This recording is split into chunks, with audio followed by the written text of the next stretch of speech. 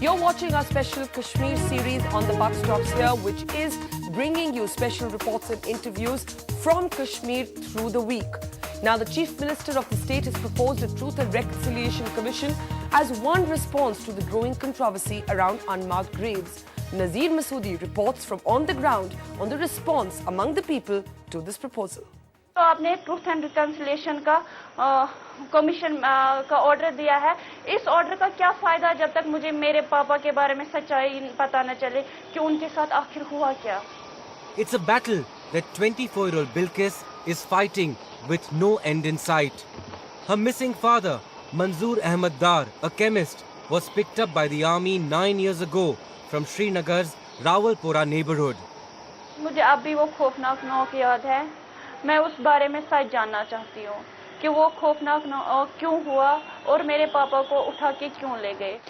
An inquiry held Colonel Kishore Malhotra responsible for the disappearance, but till today there is no explanation given and no action taken. As per the directions of the Supreme Court, after the officer had appeared before the SIT in 2009, and the case is still under investigation.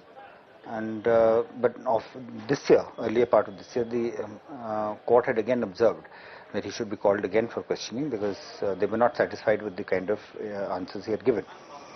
All of 14 when her father was taken away from her, Bilkis has put up a brave front.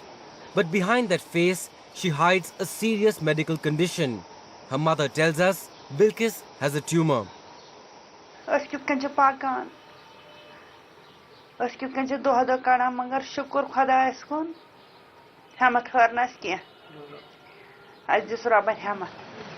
are many such daughters in the valley looking for their fathers. Many such women desperate to see their husbands and sons again.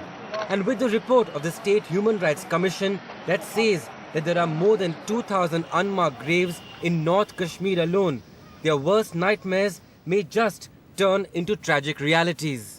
Omar Abdullah wants a South Africa-style Truth and Reconciliation Commission to uncover the truth buried in unmarked graves. But his political opponents say nothing is possible without collective political will. Unless the people of India, they believe that Kashmir is really a part of India and that they should get the same rights as the people in Nagpur have, the people in Maharashtra have, the people in Punjab have, only then can this mindset be broken. The Truth Commission encourages amnesty for the perpetrators of violence. But Srinagar-based human rights activist Parvez Imroz believes justice will only be delivered once the accused are punished. There can't be reconciliation without justice. And once you are talking about the justice means repression, knowing truth, and also the perpetrator be taken to justice. They be identified and then they be punished. Fahad Shah, who publishes a monthly online magazine called the Kashmir Wala, thinks that scope for truth and reconciliation can only emerge once the Kashmir conflict is over. Because the commissions like Truth and Reconciliation Commission are the post-conflict phenomenon.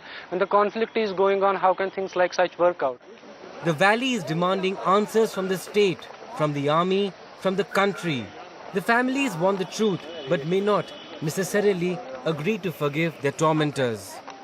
The opinion is divided whether the proposal of Chief Minister of having a Truth and Reconciliation Commission can give answers to some of the most contentious questions.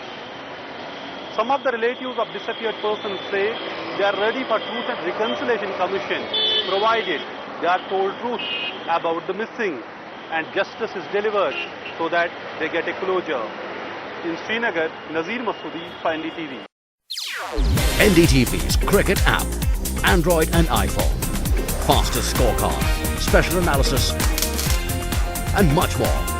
Download free. ndtv.com/apps.